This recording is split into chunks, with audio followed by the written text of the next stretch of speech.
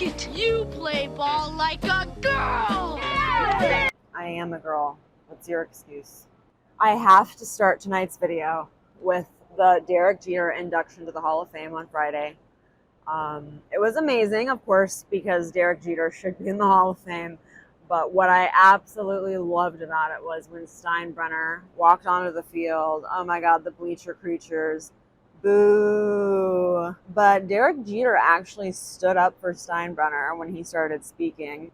But notably, when Brian Cashman was mentioned, it got even more cacophonous in the bleachers, and Derek Jeter stayed silent. He did not stick up for Brian Cashman. So I think there's still bad blood there, but that was such an interesting, weird, little, just kind of awkward induction to the Hall of Fame. That was a great start to the Tampa Bay Rays series, although, of course, Friday wasn't our best outing. But right now I'm actually filming, and I believe it's the bottom of the 8th of the game on Sunday. Today is Sunday, September 11th. And I'm not even worried about it. It's 10-3 Yanks, once we made it through 5, I was like, we're good on this, because this game has just it's not one of those nail biters, but I mean, they just blew it wide open in the second inning, just right away. It was just freaking amazing. So at the bottom of the first inning, Gleyber Torres hit an amazing 3-run home run, putting us 3-1 ahead of Tampa Bay.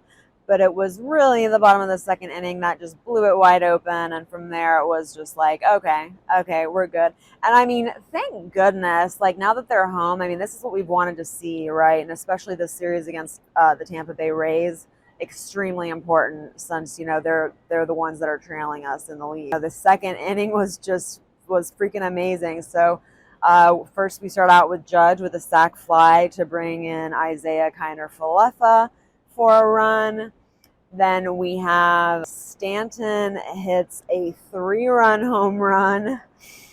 Then we have Gleyber Torres. It's his second home run. It's a single. And then we also had Oswaldo Cabrera hit his first big league home run, and that was a 2-run home run. So by the bottom of the second, we were 9 runs ahead of the Tampa Bay Rays. So I was just okay, I'm going to go braid my hair now or something like that.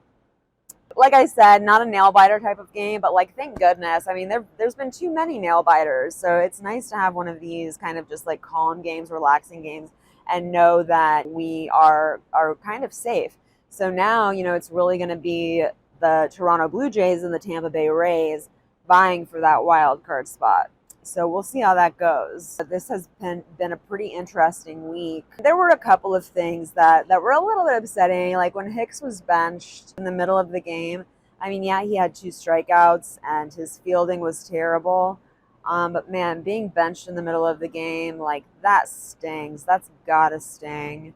And then the post-game interview with him, it broke my heart.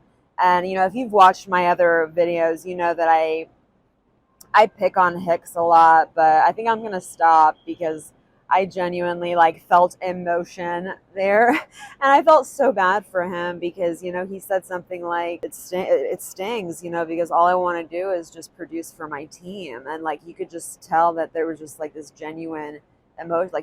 He does not know what that missing component is that's keeping him from being the Hicks he used to be.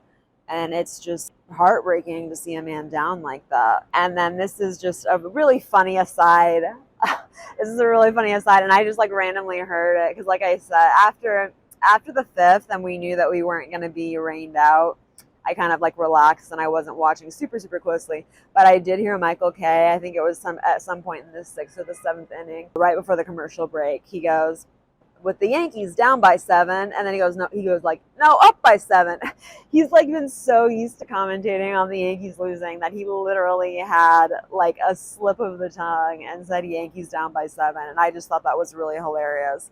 I mean, thank goodness that we're seeing some production from the offense. It's the offense woke up. It's they've been in zombie mode, for a month, 5 weeks, 6 weeks, and now they've They've woken up, and we're really, really seeing the Gleyber Torres of like 2019 when he was just on fire. This is just really, really good. I'm really excited. I don't think that we're going to have to worry about a wild card spot, like, knock on wood. So yeah, I mean, until next time, thanks guys for watching. And if you enjoy this, I would really appreciate it if you would hit that like button. And I'll see you next time. Love ya.